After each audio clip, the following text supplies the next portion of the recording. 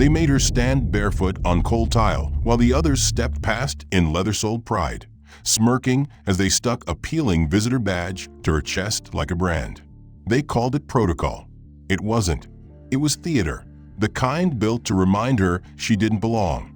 In a room full of padded titles and polished lies, she was cast as the punchline, the background, the quota they never meant to treat as human. They mocked her voice, erased her name, fed her tasks meant to break her. But what none of them knew was that the systems they ran on, the very code pulsing through the walls, they weren't just using it. They were using her. Because she didn't come to rise. She came to watch them fall. If this story already has your blood stirring, hit like, subscribe, and tell me where you're watching from. What would you do if the people trying to crush you didn't know they owed you everything?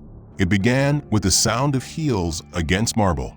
Imani Rhodes stepped into the shimmering lobby of Greystar Technologies, her chin high, her nerves buried beneath layers of preparation. The place smelled of cedar polish and quiet money.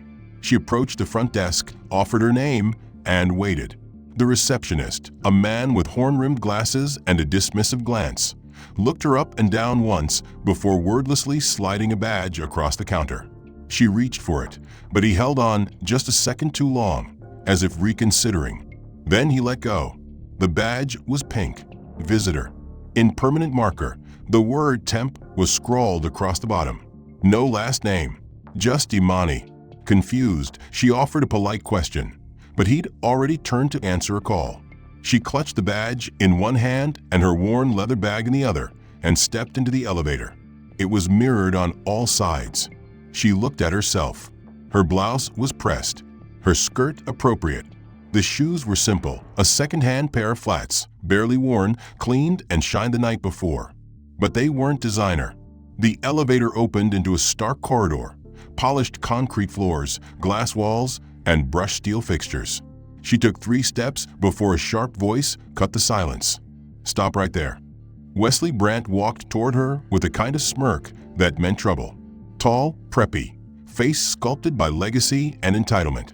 The kind of man who probably had buildings named after his family on Ivy League campuses. "Shoes," he said. "Off." She blinked. "Excuse me." "Policy," he replied. "We don't allow outside grime on the clean floor section. Executive area. Those," he gestured down, "look like they've been through a soup kitchen." Her breath caught, but she said nothing. Around her, other employees strolled freely in leather dress shoes, heels, loafers. None had been stopped. Still, she slipped off her flats and carried them in her hand, stepping barefoot across the cold floor, every stride burning a new layer of discomfort into her skin. Wesley watched smug. Then he led her down a corridor to a glass-walled office marked engineering. Inside, rows of modern workstations buzzed softly, their owners clad in designer jeans and ironic t-shirts. He handed her a crumpled piece of paper. "Today's seating chart changed. We're tight on space." He gestured to a hallway she hadn't noticed. End of the hall, past the janitor's bay. The desk wasn't really a desk. It was a metal utility table pushed against a wall beneath a buzzing fluorescent light. Exposed pipes overhead. A damp smell. Her chair was a crack stool. There was no monitor, no supplies, just an outdated terminal missing 2 keys. She set her shoes down, then tried to access her login credentials. Denied. Her workstation wasn't active. She flagged it to IT. No answer. She sent a second request. Still nothing. At 10:43 a.m., Wesley strolled in holding 4 branded coffee cups. "Fetch me a quart-a-dew. Whole milk. Extra hot." He dropped a $20 bill on her table like a tip. "Be quick. The team's waiting." She didn't move. Not for a moment. Then she picked up the bill and walked to the lobby cafe, where the cashier looked at her badge and narrowed her eyes. "You with facilities?" she asked. "Engineering," Imani replied. The cashier raised her brows but said nothing else. By the time she returned, the coffee had cooled slightly. Wesley took 1 sip, grimaced theatrically, then tossed the cup into the bin beside her desk. "Useless," he muttered, loud enough for others to hear. The rest of the day bled humiliation in small, sharp slices. Someone left a banana peel on her table with a post-it note, "Monkey Fuel."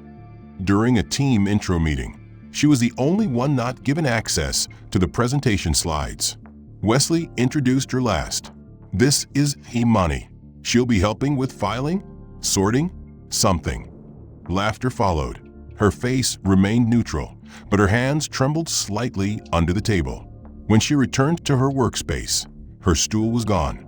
She stood for hours until someone finally tossed her a folding chair from storage. At lunch, she tried to sit in the lounge, but a woman with icy blue eyes pointed to a small brass plaque on one of the leather seats, reserved for Gabriel. "He doesn't like people using his chair," she said without making eye contact. "You might want to find somewhere else." Like the service dock, she ate by the freight elevator, balancing her salad on her knees. She rode the elevator alone, avoiding her reflection this time, refusing to let self-doubt set the tone. As the doors opened, she immediately saw the contrast. Rows of desks gleaming under pendant lights, employees chatting comfortably beside coffee machines, monitors humming softly, whiteboards marked with innovation. But she had no place among them. Her desk had been relocated. The utility table from yesterday was gone. Wesley met her at the glass divider with an exaggerated sigh. "Didn't you check your inbox? I had facilities relocate your space. We needed to make room for real-time analysts." He handed her a new slip of paper. "Down the south hallway, near maintenance. More private." She followed the directions through a narrow corridor that curved behind the main office, past the printer alley, past stacked storage bins, until the air shifted from sterile to chemical. Her new space wasn't a desk at all. It was a fold-out table jammed beside the custodial supply alcove. The wall beside her was lined with exposed pipes. To her right stood open shelves holding bleach bottles, floor wax, rubber gloves, a mop sink. The lighting flickered slightly, the hum of overhead ballast buzzing louder than her thoughts. Her chair was a metal stool. Again, the only outlet worked if she jammed the cord at a specific angle. Still, she sat, logged in, tried to work. She wouldn't give them the reaction they wanted. Shortly after 10, Wesley strolled into view and leaned in the doorway with a practiced smirk. "Mr. Petrovsky is coming today. From Zurich. Big fish. If he shows up, offer him an espresso. Double shot, no foam." He dropped a card on her desk with a name, Emil Petrovsky, and a QR code. "He'll be wearing a gray scarf. And he doesn't shake hands. Just nod and take his coat." Imani took the card without blinking. "When is he expected?" she asked. "Anytime now," he said, already walking away. "Stay alert." She sat up straighter, positioned her tablet beside the terminal, cleared her desk space of clutter, and rehearsed lines in her head. "Welcome to Graystar. I'm Imani. I've been asked to assist you while you wait." She repeated it quietly to herself, her voice a whisper inside the hiss of the maintenance pipes. Hours passed. Noon came and went. She hadn't eaten, afraid to miss him. She checked every new face that passed the corridor's mouth. But no one wearing a gray scarf ever approached. Finally, near 3, she left her post and found the intern from accounts, who had once offered her a granola bar in the break room. "Excuse me," Imani asked softly, "has Mr. Petrovsky arrived?" The intern looked up in confusion. "Who?" "From Zurich," she explained. "Wesley said I should wait for him." The girl blinked. "Wesley told you that?" "Yes." A pause, then a sudden, suppressed laugh. "Oh my God, he used that again." She turned to another intern behind her. He told her about Petrovsky. The second girl doubled over laughing. "He made a guy last year wait 3 hours for that. He's not real. Total joke. There's no Zurich exec. It's like a thing he does too." Her voice trailed off when she noticed Imani's face. "Wait, were you really sitting there all day?" Imani's hands went cold. She forced a smile and stepped back before anyone else noticed. She walked calmly to the restroom. Inside, she sat in the last stall and stared at the wall until her throat relaxed and her hands stopped shaking. When she finally emerged, she passed Wesley by the vending machines. He looked at her, raised one eyebrow, and said nothing. She didn't speak either. But he knew, and she knew he knew. That afternoon, while others prepped for a pitch meeting, Wesley forgot to forward her the agenda. She sat in silence while slides she hadn't seen were presented. When asked for her contribution, she apologized with quiet grace, saying she hadn't received the outline. "That's strange," Wesley said, frowning theatrically. "I definitely copied you. Maybe spam." A developer sitting near the back smirked and muttered, "Diversity hire can't manage Outlook." A few stifled chuckles rippled behind him. She heard every one. As the meeting ended, she gathered her notes and moved toward the hallway. Wesley followed. "You should be more proactive," he said, walking beside her without lowering his voice. "Real positions aren't handed out just because you look good on the website." The comments sliced her composure open, but she said nothing. She reached her supply closet desk, sat in her metal stool, and powered through the last hour without pause. At 5, she remained seated long after the others left. She didn't want them to see her walk through the hall with slumped shoulders. She waited until the building emptied and then stepped out. The air outside was heavy with a wet scent of early spring. Buses hissed past. Neon lights buzzed awake. Her reflection in a closed boutique window looked older than yesterday. That night, she sat at her kitchen table without eating. Her hands rested flat on the tablecloth her aunt had given her for the apartment's first dinner. Her knees barely fit under the table. She sat anyway. The message from Wesley came just before 9. "You're on deck to present the draft module during this morning's stakeholder review. 10 minutes. Don't be late." There was no link to the agenda, no clarification about which module, just an assumption she'd be ready. And she was. She opened her file storage, loaded the framework mock-up she'd drafted during the weekend, and transferred it to her portable drive. It wasn't perfect, but it was clean, efficient, intuitive. She had spent 12 hours building it in her apartment on a rickety folding table under a flickering kitchen light, fueled by instant noodles and chipped mugs of coffee. When she entered the conference room at 9:57, the team was already seated. The senior product manager, a square-jawed man named Jerome, nodded vaguely as she approached. No one made space at the table. She stood beside the monitor instead, waiting for her cue. Wesley didn't look up from his phone when he spoke. "Our intern's got something to dazzle us with. Let's all give her our partial attention." Laughter followed. She plugged in her drive, selected the file labeled roads_framework_v3.pptx, and tapped the spacebar. The monitor blinked. The first slide appeared, and the room erupted. It was a child's crayon drawing, bright green scribbles, a lopsided dinosaur with big eyes, and a speech bubble that read "Roar. I'm smarter than I look." In the corner, in bold font, Imani's big idea. Her stomach dropped. Her breath caught.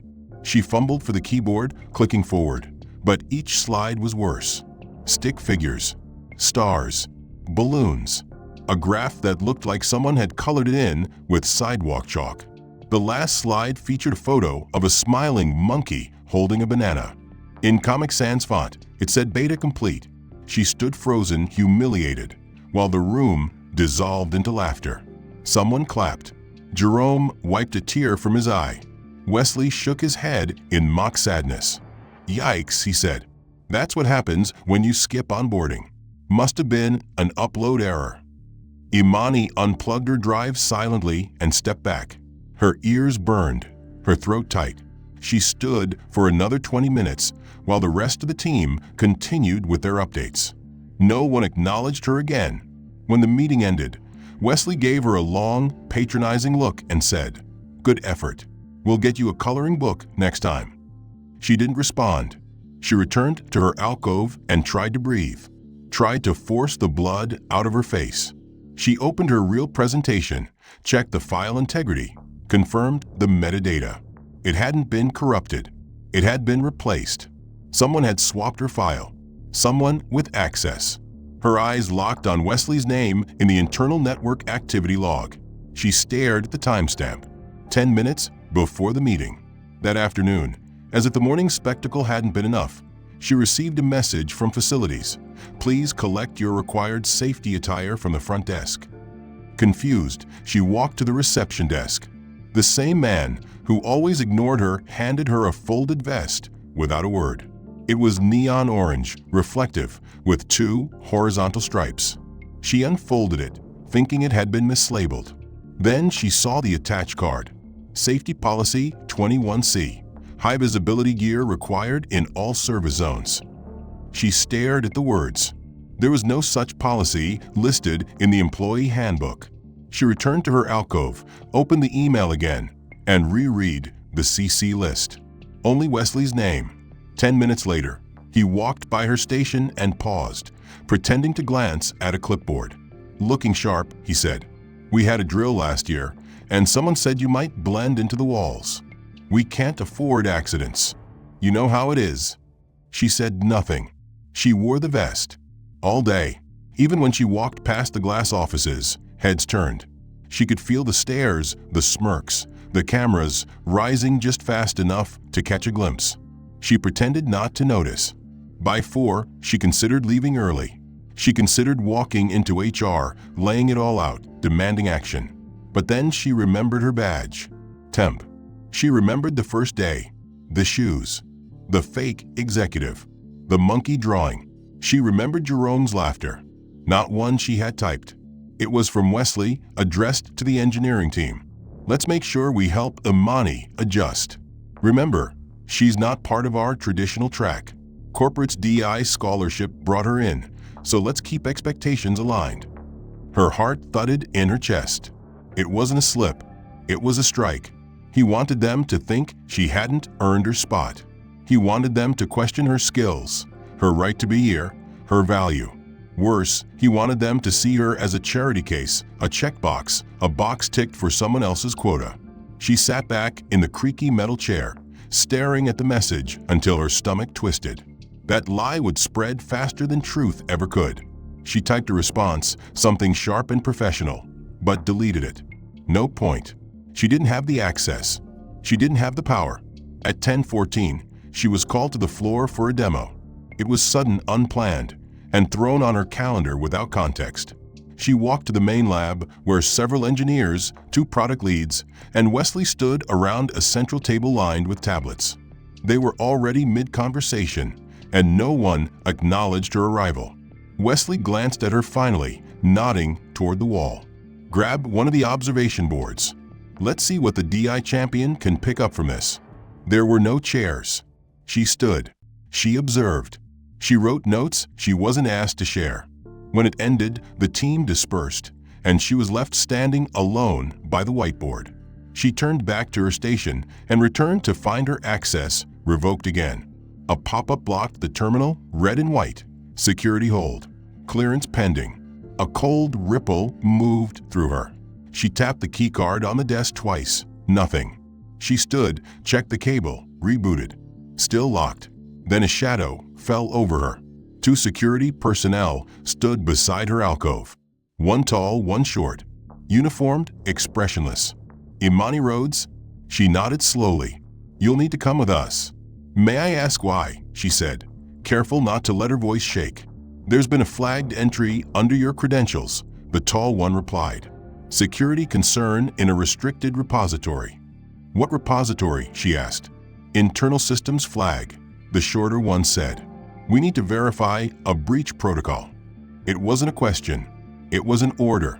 She followed them in silence through the corridor as eyes turned and conversations halted in their wake.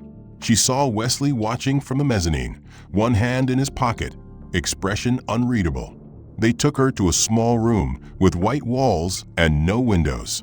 A man with a clipboard sat across the table. The questioning was clinical: what time she accessed the network, why a specific folder had her session ID tied to it, what she was doing at 7:52 p.m. the previous night. She answered every question. She had done nothing wrong. The folder was unfamiliar.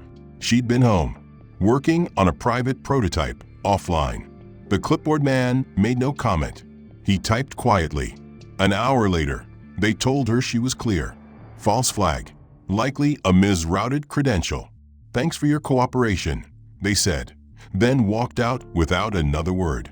When she returned to her alcove, Her chair was gone again. Her terminal unplugged. Her coffee cup missing. She stood for several minutes before daring to ask for her access to be restored. The IT staff responded with a generic form email. Her credentials would be reissued once compliance confirms the all clear, which meant she was frozen out. Again, no one apologized. No one asked how she was. Wesley passed her desk once, tapped it twice, and said, "Sticky fingers slow down promotion paths." Friendly tip. She didn't look up. She didn't respond. But the rage carved itself into her. She worked the rest of the day off a borrowed laptop from facilities. It had no admin rights and none of her files. She used it anyway, drafting out diagrams, system trees, annotated outlines for a project she hadn't been assigned but knew they'd fail without. She wrote without saving, just to keep her mind from going still. By evening, her back ached from standing, her stomach twisted from a skipped lunch. She walked out through the empty corridor past people who still averted their eyes, past interns who whispered when they thought she couldn't hear. Her fingers trembled as she pressed the elevator button. The glass reflected a version of herself she didn't recognize, dull-eyed, hunched, drained of voice. She walked through the city with her bag clutched tight. Her mind replayed every moment, every setup, every jab, every violation of her dignity disguised as policy, jokes, or procedure. She no longer believed in correction. What kept her going was inertia and the faint, buried conviction that she could endure just one more day, one more hour, one more indignity. The moment she tapped her badge against her workstation's terminal, nothing happened. A silent denial. She tried again. The screen blinked once, then displayed a locked account notification. The message was sterile and impersonal. User suspended. Please contact systems admin. Imani felt a twist in her stomach, one no longer rooted in shock, but in a grim, exhausted familiarity. Her access had been revoked again, but this time there'd been no warning, no meeting, no justification. She stared at the screen, hoping for an email, a call, a correction. Nothing came. She stood to find IT, but before she could leave her alcove, Wesley's voice rang out sharply from the open hallway. "Looks like our DI darling broke her terminal again." Surprise, surprise. She turned, frozen. A half-dozen engineers looked toward her as Wesley approached with loud footsteps, carrying a coffee he hadn't offered her to fetch this time. "She's 5 days in and still can't log in. I'm starting to think the scholarship committee picked a name out of a hat." Laughter trickled in behind him, brittle and forced. Imani remained still. She knew her words would do nothing here. Knew the cruelty wasn't casual. It was curated, deliberate, tailored to humiliate her in ways that couldn't be easily reported or proven. "Tell you what," Wesley said, leaning in close enough that only she could hear the next words. "If you're not going to code, maybe start practicing how to exit gracefully." Then, louder again, "Let's give her a task that's more her speed. Something simple, but challenging enough for a junior developer." The next email hit her inbox before she even made it back to her desk. The subject line read, "Debug request urgent." The body was simple and brutal. Attached was a bundle of compressed files. Legacy code modules written in outdated syntax, poorly documented, referencing functions that had long since been deprecated. There was no architecture map, no module hierarchy, no one assigned to assist. And at the bottom, one line in bold, "Complete review and patch recommendations by 5 p.m. today or forfeit project alignment consideration." She read it twice, then a third time, hoping there was a link or a reference or a buried clue she had missed. There wasn't. It was a setup, a failure disguised as an opportunity. She clicked into the files, trying to make sense of the structure. Each module referenced the next with inconsistent naming conventions. Some files were partially corrupted. Others looped back into themselves like code Mobius strips. She worked through lunch, never moving from her stool. She messaged the backend team to request legacy documentation. No reply. She pinged DevOps for archived architecture trees. Silence. At 2:23 p.m., she asked one of the platform engineers if he'd ever worked on the REX1 modules. He blinked. Those were mothballed 2 years ago. Nobody touches that stuff. I was assigned a patch request, she said quietly. No map, he asked. She shook her head. Then good luck, he said with a shrug, already walking away. The rest of the afternoon blurred into a haze of error messages and incomplete syntax chains. Her fingers ached. Her eyes stung.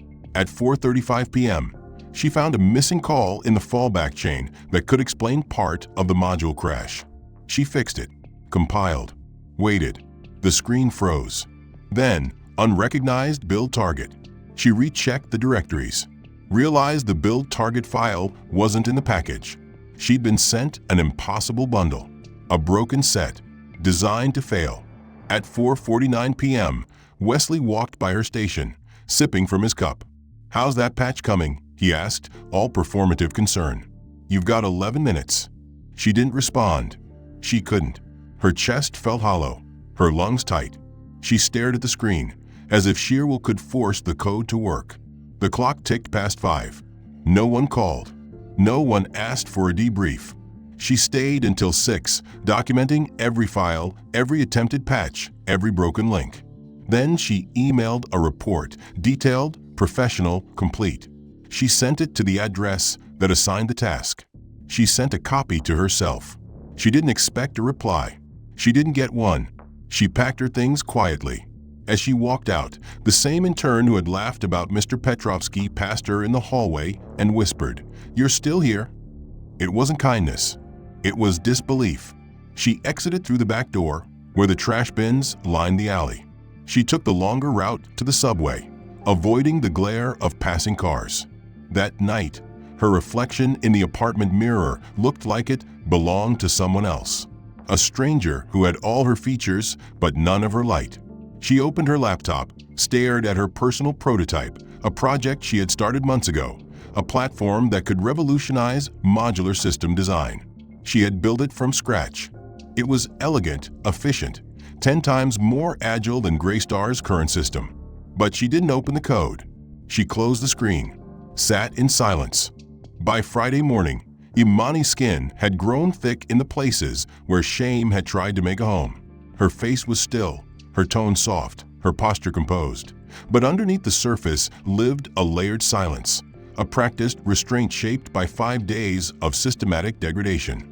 Each morning she walked through the same revolving doors with the same broken badge and nodded politely at the same people who no longer bothered to hide their smirks or sidelong glances.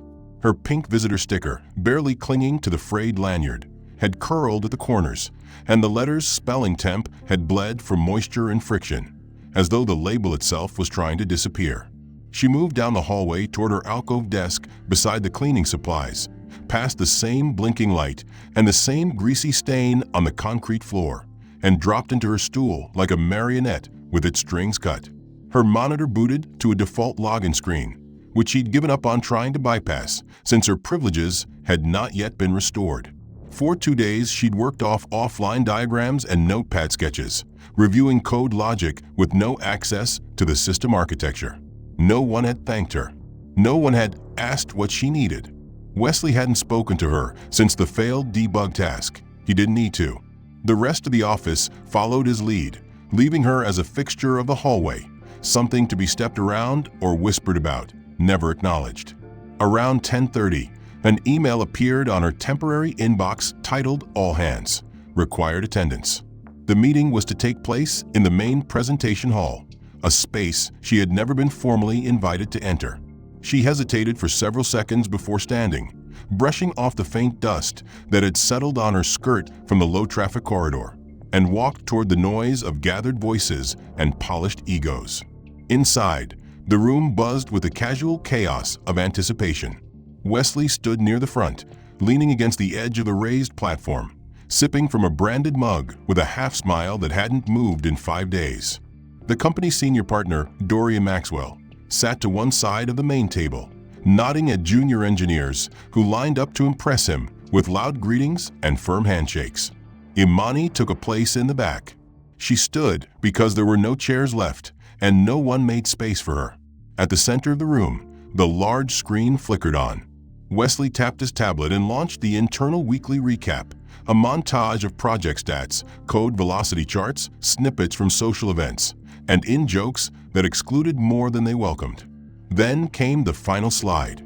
Audio played over a frozen frame of Imani looking down at a clipboard. The voice was her own, but altered, subtly shifted, rearranged, stitched together with expert manipulation. Frankly, the voice said in a tone clipped and cold, "Dorian Maxwell is obsolete. His models are outdated, his logic antiquated, and he's more mascot than mentor." The room erupted. Engineers doubled over. Interns gasped and laughed. One of the product leads actually clapped. Dorian himself blinked slowly, his smile vanishing into a confused line. Wesley pressed pause and turned to the room. Tough critique. But hey, always good to get feedback from the next generation. He didn't look at Imani once, but the implication hung there, heavy and deliberate. Imani's expression didn't change. She didn't blink. She didn't move. But her body screamed in silence. Every breath burned. Every second that ticked by beneath the echo of laughter scraped the last bit of oxygen from a room. She stayed until the end, until the room cleared, until even Dorian had wandered off, puzzled but silent. When it was over, she walked directly to HR. The hallway felt longer than usual, the tiles stretching endlessly beneath her steps, as though the building itself was trying to stall her.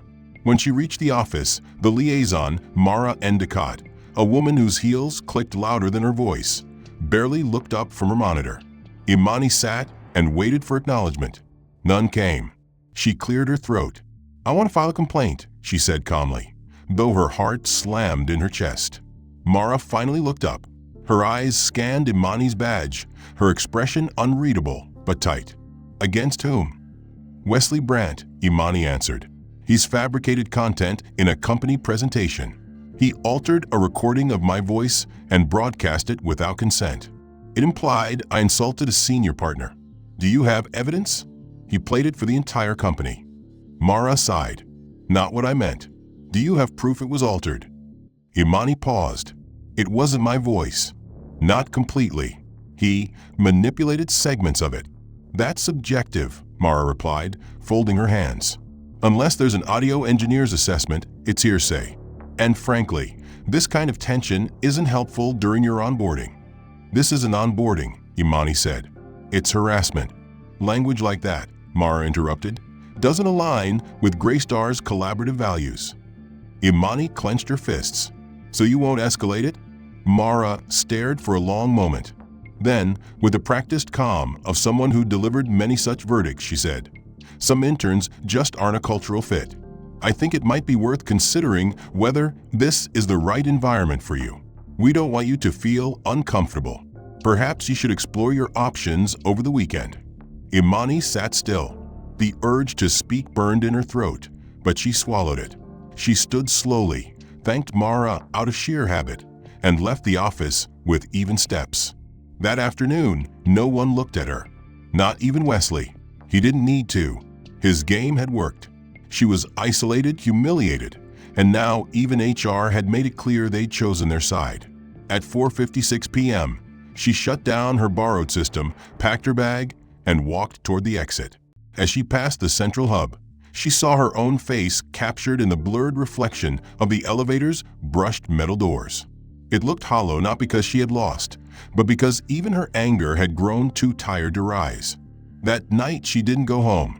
She sat in the empty corner booth of a late-night diner, staring at her untouched coffee, the city bleeding neon shadows across her eyes. She opened her notebook and stared at her code, the one thing they hadn't taken, the one thing they didn't know about, the architecture she'd built in silence. It was there waiting, every module, every node, every solution to the problems they still hadn't realized they had. And as she stared at it, something inside her didn't ignite. Not yet, but coiled, tighter, waiting. By now, her body moved like a well-worn machine programmed to absorb damage in silence. No greeting met her in the hallway.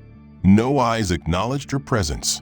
Her alcove remained intact, the stool unmoved, the bleached drums stacked beside her terminal, still reminding her that even her workspace was a statement. Her login, of course, still didn't work. Her access was restricted. The screen offered a static welcome she couldn't answer, and her fingers hovered over the keys before dropping to her lap. She sat there for 17 minutes without moving, waiting for something that would never come, a sign, an apology, even another slap disguised as an assignment. Nothing came. Nothing needed to. Wesley had already won. Or so he thought. At 9:12 a.m., she stood.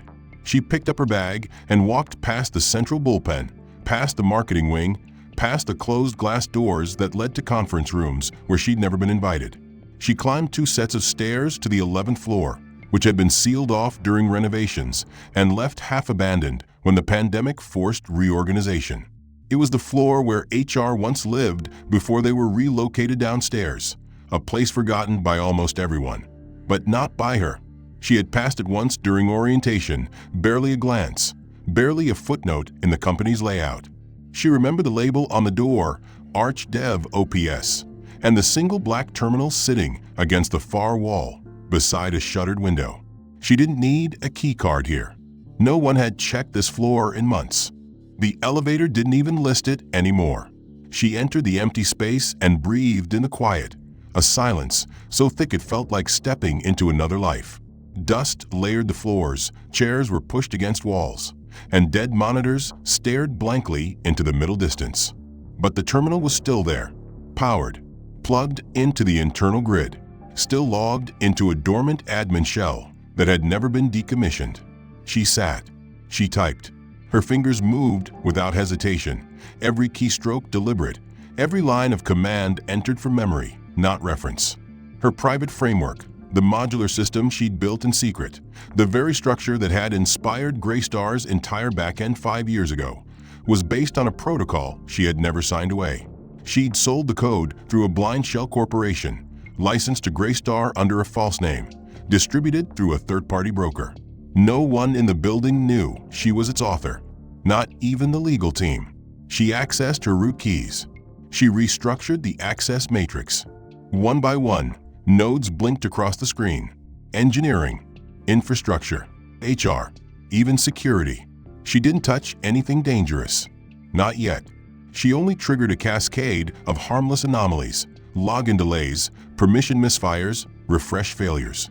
Just enough to slow everything by a half second, to make systems hesitate, to plant the first seeds of curiosity in those too used to speed.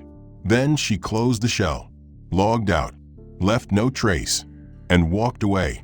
She returned to her alcove, sat, and resumed her stillness. No one suspected anything. No alarm sounded. No one asked her where she'd been. By noon, the office was murmuring about the system lag. By 2, IT was troubleshooting an unknown code freeze. By 4, a meeting was called to discuss network stability. She was not invited, but that wasn't the meeting she needed. At 5:07 p.m., when the building began to thin and the offices started to quiet, she stood. She didn't pack her bag. She left it on the stool. She walked to the top floor where the executive suites resided. Her steps calm, slow, intentional. The lights dimmed the further she rose, a strange quiet stretching through each level until she reached the glass door marked CO. There was no secretary at the desk outside, just a quiet corridor and the distant hum of the city beyond the windows. She pushed the door open. No knock, no hesitation. Inside, the room was lined with walnut panels and books that looked more decorative than read. A large desk faced the skyline, and behind it stood a man in his late 60s, white hair precise, posture still sharp despite his age. He turned at the sound of the door and blinked once. Not in anger, in recognition. "Imani," he said. That was all. No demand, no reprimand. He stepped forward and offered her the seat in front of his desk, as though this was not their first meeting. She sat. He didn't ask why she was there. He didn't ask how she'd entered. He looked at her the way a mentor looks at a student he's been waiting for to speak. The silence between them wasn't awkward. It was complete. Then, finally, she spoke. Quiet, steady, direct. "I've seen enough." He nodded, said nothing. She reached into her coat pocket and withdrew a flash drive, the same one she had carried every day since her first moment in the building, the same one that held the original source code, the ownership records, the timestamps, the contract proofs, the full paper trail linking her identity to the platform that powered everything beneath Graystar's polished surface. She placed it on the desk. He didn't touch it. He didn't need to. The door to the CEO's office closed behind Imani with a soft click, sealing the room in a silence more honest than any apology she had been denied in the past week. The flash drive she placed on the edge of the desk sat untouched, but its presence weighed heavily, commanding the same kind of attention a court summons would.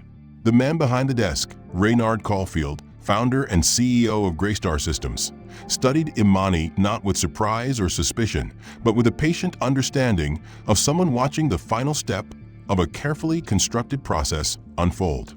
The city shimmered behind him, and the light from the window fell unevenly across the grain of the desk, drawing a long shadow beneath Imani's hands. She didn't smile. Neither did he. This moment required neither vindication nor theater. She had lived a week of humiliation, and yet she was not here for revenge.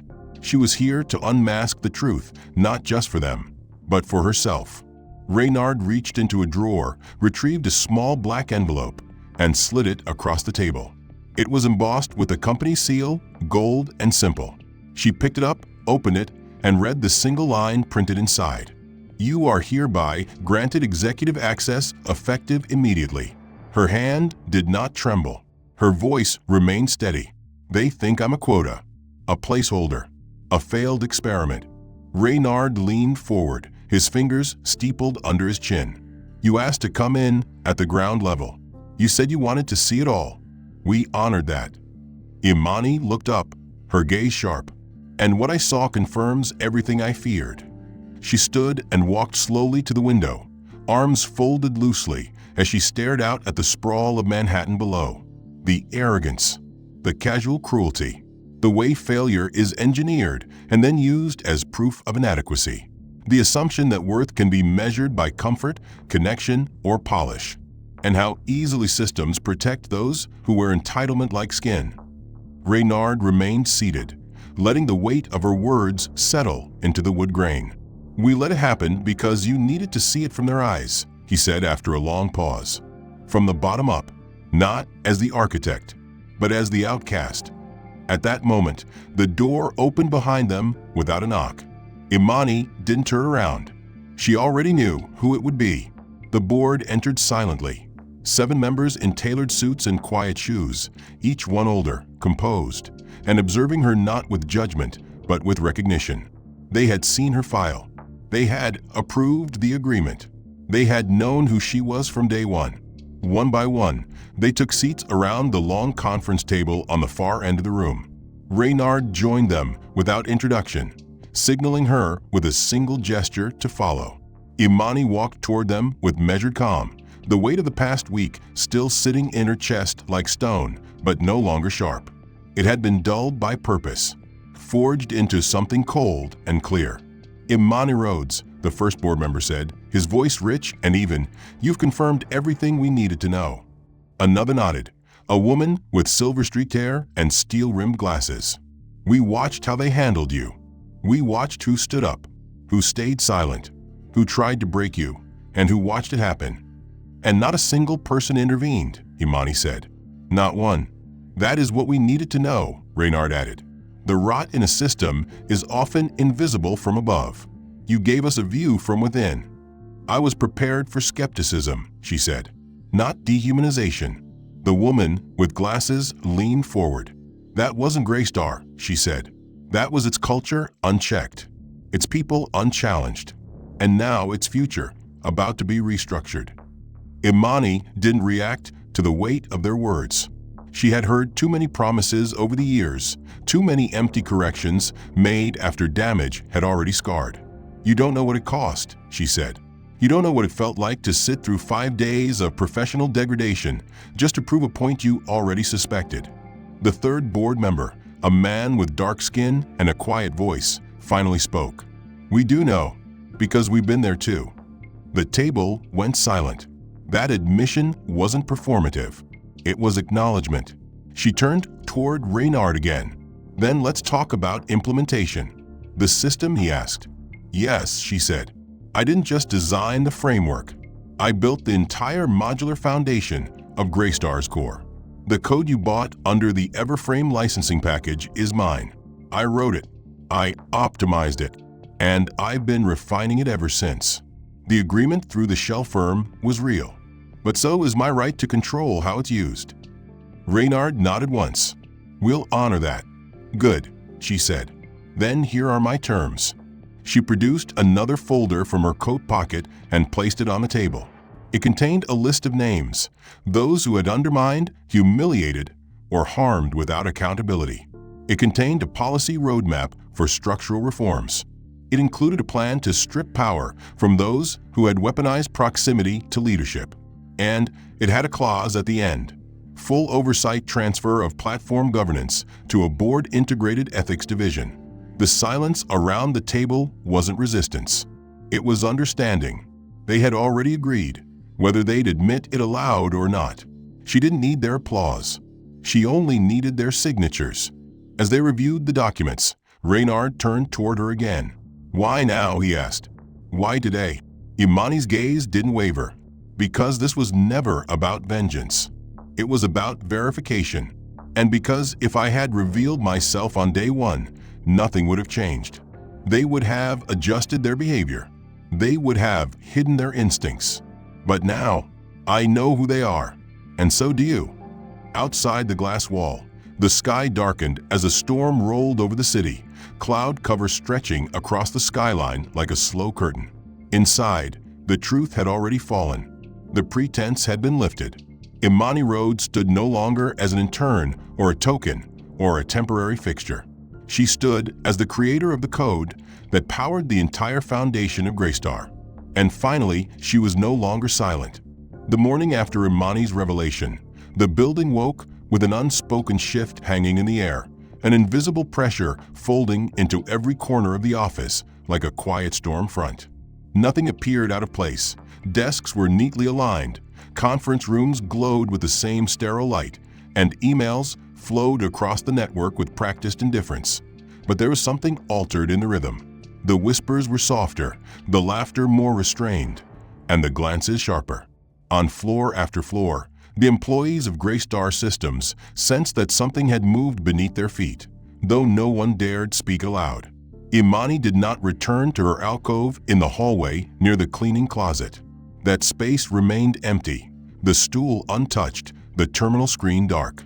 No pink badge sat on the edge of the desk, no orange vest hung over the backrest.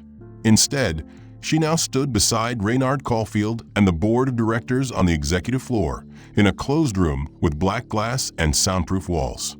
They reviewed every employee file tied to her experience.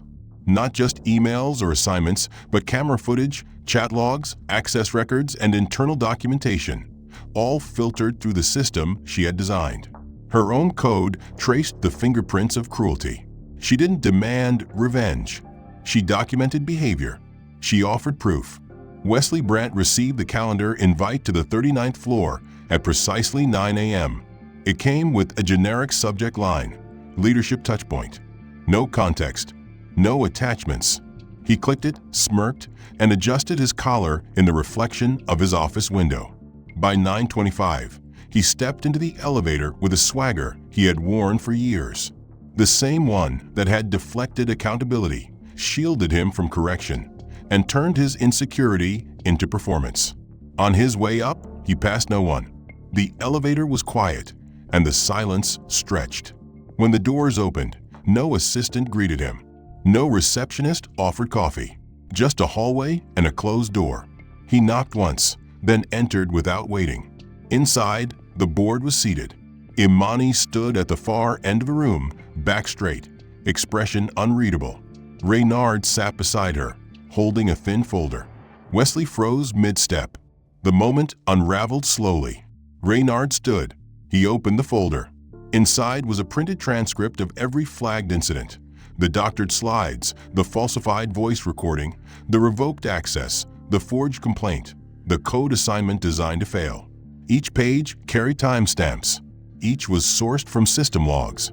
and each one detailed actions performed under Wesley's credentials or executed at his direction. There were no raised voices, no dramatic speeches, just facts. Imani spoke only once. "We gave you the opportunity to lead. You used it to harm."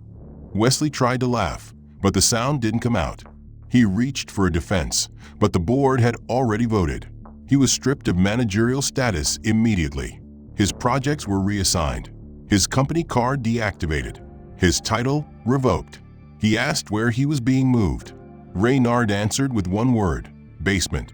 That afternoon, Wesley arrived at sublevel B2, where a small cubicle waited beside a bank of humming machines responsible for testing obsolete firmware on network printers. No windows, no team, no future. A silent technician handed him a manual. His screen displayed a form labeled defect entry log. He began to type. Across the building, ripples spread.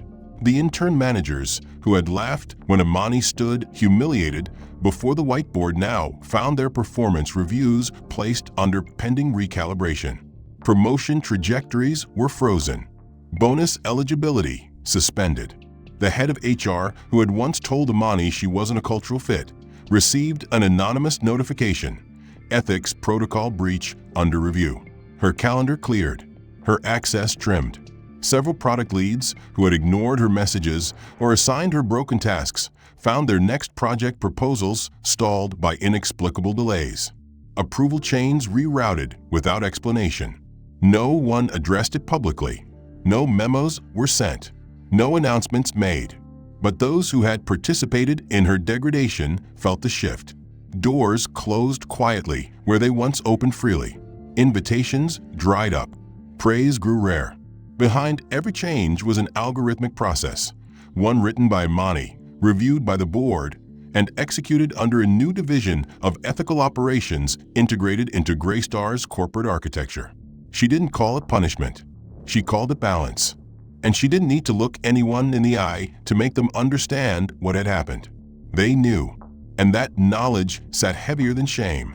Imani returned to the 39th floor after sunset. The board had finished its work. Reynard sat alone in his office, reviewing projections that now included cultural scores alongside performance metrics. She stepped inside, her shoes quiet on the hardwood. "It's done," he said. "The first phase." She nodded. "The second is accountability that lasts." "It will," he replied, "because it has to." She looked out the window at the city stretching below, a constellation of towers and silence. She didn't feel joy. She didn't feel satisfaction. What she felt was a clean space where noise used to be. Not revenge, resolution. And that was enough for now. Wesley's new world was silent. The whir of old hardware and the sterile hum of buried air conditioning replaced the once celebratory atmosphere of product pitches and marketing showcases.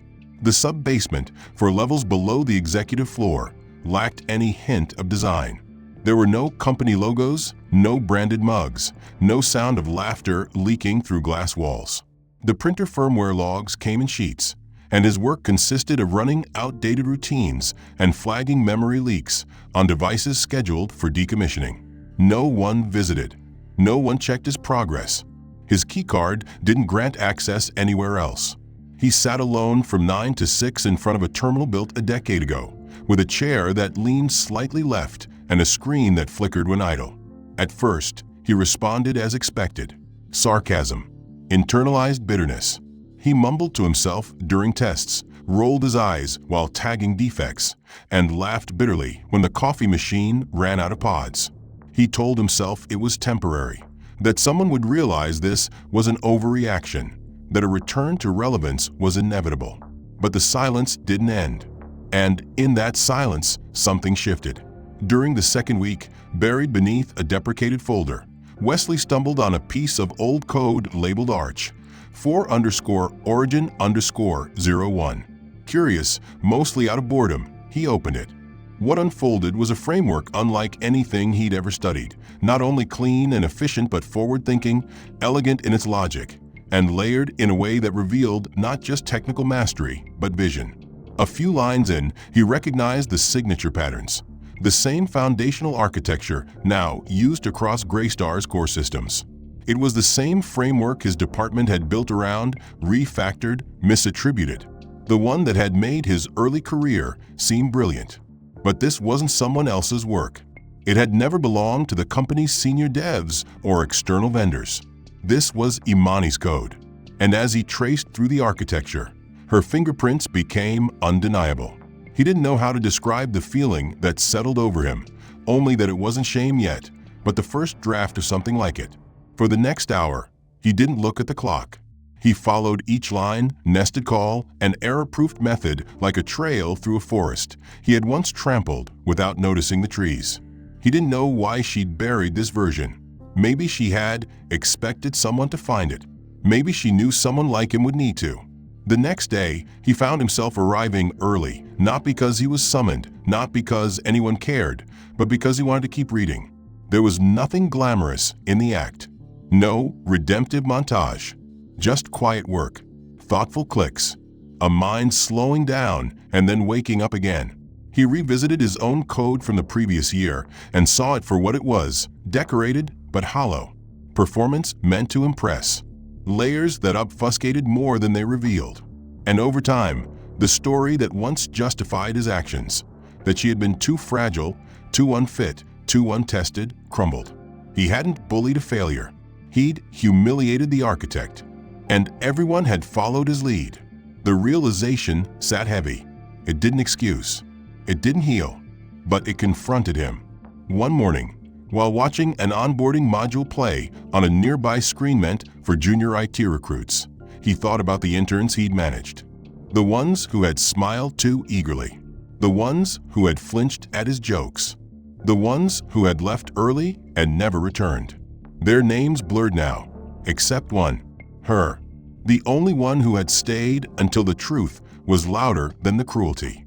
That afternoon, without fanfare, Wesley opened a blank document in the internal suggestion portal. The screen prompted him for a title. He typed, "Proposal for First-Year Ethics and Mentorship Reform."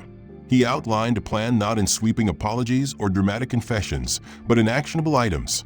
Anonymous feedback pipelines, cross-department mentorships that bypass direct managers, a standard practice of rotating interns through multiple teams to reduce hierarchy-driven exploitation, and a required leadership recalibration session focused not on productivity, but cultural responsibility. He wrote every word as someone who had failed by every measure, but also as someone who now saw the cost of that failure. When the document was finished, he hesitated at the signature line. He didn't type his name. Instead, he entered his employee number, 104782B. Then he submitted it. It made no noise. It didn't alert the building, but it landed in the queue of the newly created Internal Oversight Committee, a team chaired by none other than Imani Rhodes. She read it 2 days later, alone in the review room, with a single lamp illuminating the space. She knew who 104782B was without having to check.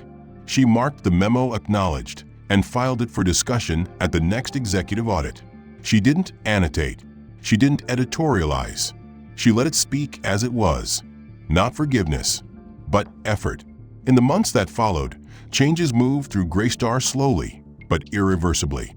New interns arrived to a different environment, one quieter in its assumptions, less aggressive in its hierarchy, more alert to its own shadows. Those who once ruled with silence learned to pause. Not all repented, not all grew, but they adjusted, and for now that mattered. Imani never returned to her hallway desk, but sometimes she passed it when walking through the building, a reminder of where performance had tried to erase presence. It remained unclaimed, not out of reverence, but as a marker, one no one dared fill. On her desk upstairs, a photo sat in a modest frame, not of her with colleagues or speaking at panels. It was a screenshot of her original terminal shell, the one from the abandoned floor, the line where the system first blinked in response to her command. A quiet rebellion, a silent restoration. Justice had not roared, it had whispered, and in its whisper, it had changed everything. The end.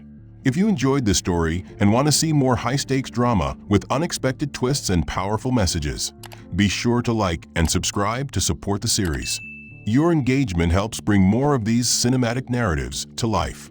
What did you think of the plot? Which part hit the hardest for you? And what would you have done in Imani's place? Let me know in the comments where you're watching from and what themes you'd love to see explored in future episodes. I read everything,